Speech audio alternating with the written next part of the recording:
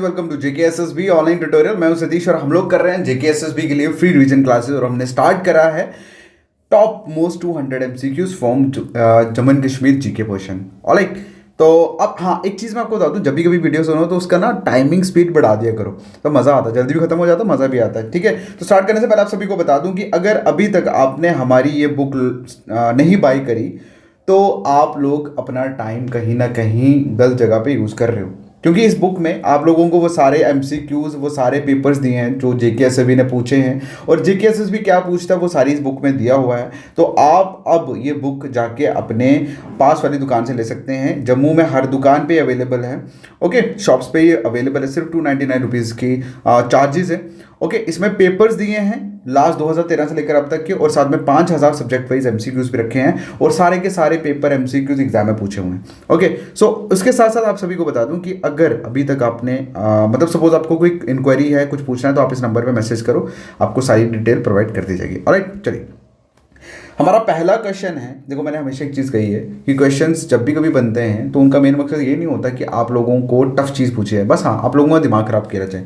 पूछा क्या हुआ है, अगर एक नॉर्मल बच्चा इसको जाएगा पढ़ने क्वेश्चंस को, तो ये इतना 3-4 लाइनें देखेगा तो कहेगा बस यार ये बाद में करते हैं, लेकिन इसका जो मेन है वो यही है। अगर आप देखोगे ना, सोनामर्ग इज फेमस एज, यही है इसका क्वेश्चन। ऊपर वाला तो जस्ट लिखा हुआ है सोनामर्ग के बारे में तारीफ, कि सोनामर्ग जो है वो अपनी नेचुरल ब्यूटी के लिए जाना जाता है, अपने अल्पाइन लोअर्स के लिए जाना जाता है, सिल्वर बिग्स के लिए जाना जाता है, और पाइन ट्रीज के लिए जाना जाता है। बताओ भाई, सोनामर्ग जो है वो किस चीज़ के नाम से फेमस है? ठीक है, तो सोनामर्ग, ओके, तो समझ गए होंगे, that is made of gold. ठीक है, क्या? Made of gold. लास्ट में ये क्वेश्चन भी आपको मैंने पूछा था, अगर आपको याद होगा तो। ओके, चलिए नेक्स्ट जो क्वेश्चन है दैट इज, देखो अब यहाँ पे क्या पूछा हुआ है, सिंपल, इन्होंने कुछ भी नहीं पूछा, सिर्फ रावी की लेंथ पूछी हुई है। लेकिन सुनो ना क्या लिखा हुआ है कि रावी जो है वो ट्रांस बाउंड्री रिवर है जो नॉर्थ वेस्टर्न इंडिया में और नॉर्थ ईस्टर्न पाकिस्तान में बहती है। वहीं पे अगर हम टोटल एरिया की बात करें तो वो कितना है, वो 14,442 स्क्वायर किलोमीटर है इंडिया में।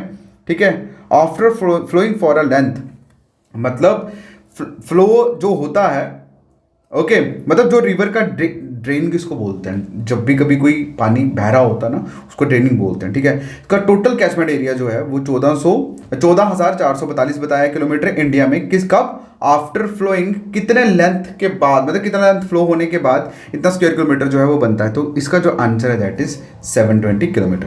ठीक है, बस दैट्स ऑल। नेक्स्ट क्वेश्चन की तरफ बात करें तो क्वेश्चन में देखो इतना लंबा चौड़ा है ही कुछ नहीं।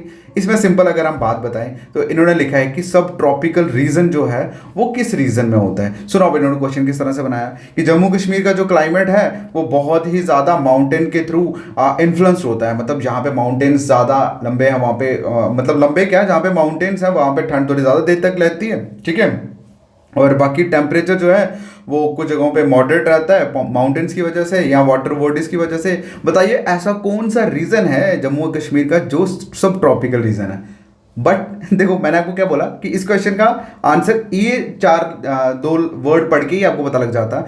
ये ऊपर वाला सिर्फ दिखावा है, ठीक है, और एग्जाम में इसी तरह की चीज़ें होती हैं। बहुत शॉर्ट चीज़ आप अगर पढ़ोगे तो आपको पता लग जाएगा। तभी मैंने कहा कि वो जो बुक मैंने आपको बताई है उसमें एग्जाम किस तरह से पूछे जाते हैं जीके में सब कुछ दिया हुआ है, इवन सब्जेक्ट वाइज एमसीक्यूज में दिए हुए हैं। ऑलराइट, तो इसका जो आंसर है दैट इज जम्मू। क्या आंसर है? जम्मू। अब क्लाइमेट ऑफ जम्मू जो है कश्मीर की बात करें समवट मॉडरेट है, लेकिन अगर हम बात करें जम्मू की तो सब ट्रॉपिकल यहाँ का क्लाइमेट है। ठीक है, चलिए नेक्स्ट जो क्वेश्चन है दैट इज देखो यहाँ पे इन्होंने क्या लिखा है, इन्होंने वाइल्ड लाइफ सेंचुरी के बारे में पूछा हुआ है।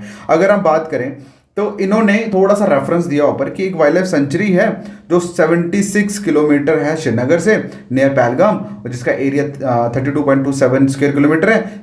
जो सेंचुरी है वो एक्वायर्ड करती है एक आउटस्टैंडिंग पोजीशन, मतलब एक अच्छी पोजीशन किसके लिए? डिफरेंट वैरायटी ऑफ स्पीशीज के लिए। ओके, बताइए वाइल्ड लाइफ सेंचुरी जो है ये हम किस वाइल्ड लाइफ सेंचुरी के बारे में बात कर रहे हैं? सिंपल, तो इसका जो आंसर है दैट इज ओवेरा। क्या? ओवेरा अरू बायोस्फीयर रिजर्व जो है एक स्मॉल पार्क है, एक ब्यूटीफुल हैबिटेट है किसके लिए? Several real and endangered species के लिए। ओके, कौन कौन सी endangered species? Like musk deer हो गया, ब्राउन बियर हो गया, लेपर्ड हो गया, इन सब के लिए। क्लियर है? चलिए नेक्स्ट क्वेश्चन है कि जम्मू कश्मीर लद्दाख में डिफरेंट एजेस और ग्रेड्स के लाइमस्टोन्स डिपॉजिट हैं, ठीक है, मतलब दबे हुए हैं, आप देख सकते हैं यहाँ पे। ओके, तो जो लाइमस्टोन है कश्मीर का वो एक बहुत ही हाई क्वालिटी का है और इसे सीमेंट बनाने में, सीमेंट की मैन्युफैक्चरिंग में इसको यूज़ किया जाता है।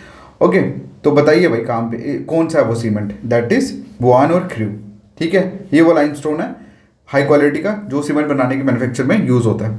क्लियर है? चलिए नेक्स्ट जो क्वेश्चन है that is which of the following is a hydro electric project that will build over Chandra basin.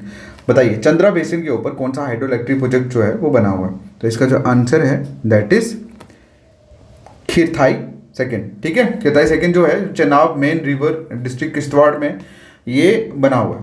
Okay, next जो क्वेश्चन है, देखो मैं जो चीज़ आपको एक्सप्लेन नहीं करता समझ लो वो नहीं करनी, तो चीज़ें करने से ज़्यादा कौन सी छोड़नी है ये अगर आपको पता लग गया ना तो आपकी आधी सिस्टम वही खत्म, आधी कहानी वही खत्म, ठीक है। चलो बताया है कि जम्मू कश्मीर का एक इंटरनेशनल बॉर्डर जो लगता है चाइना के साथ नॉर्थ ईस्ट में, और एक वहाँ पर एक सेपरेट लाइन ऑफ कंट्रोल भी है पाकिस्तान पे। ओके, गिलगिट, तो बताइए वो कौन सा एरिया है, मतलब कौन सी साइड के ये बात कर रहे हैं। तो इसका जो आंसर है that is east and north west respectively, ठीक है, वेस्ट और नॉर्थ वेस्ट ये वाला पोर्शन, ठीक है, ये वाला पोर्शन की बात कर रहे हैं। ऑलराइट, चलिए नेक्स्ट जो क्वेश्चन है दैट इज कि according to department of geology and mining, okay, बताइए इनमें से which among these is use as a decorative stone. कौन सा स्टोन डेकोरेटिव के लिए यूज किया जाता है, डेकोरेटिव स्टोन के लिए यूज़ करने के लिए बाय किया जाता है, और ये कारगिल, ले, गांधरबल, बारामूला, पुंजन इनमें बहुत ज़्यादा फैला हुआ है, मतलब बहुत ज़्यादा पाया जाता है। तो इसका जो आंसर है दैट इज़ ग्रेनाइट, ठीक है। ऑफिशियली अगर हम बात करें तो जिप्सम जो है वो प्रोड्यूस होता है बारामूला, कठुआ, रामबन, डोडा इन सब जगहों पे।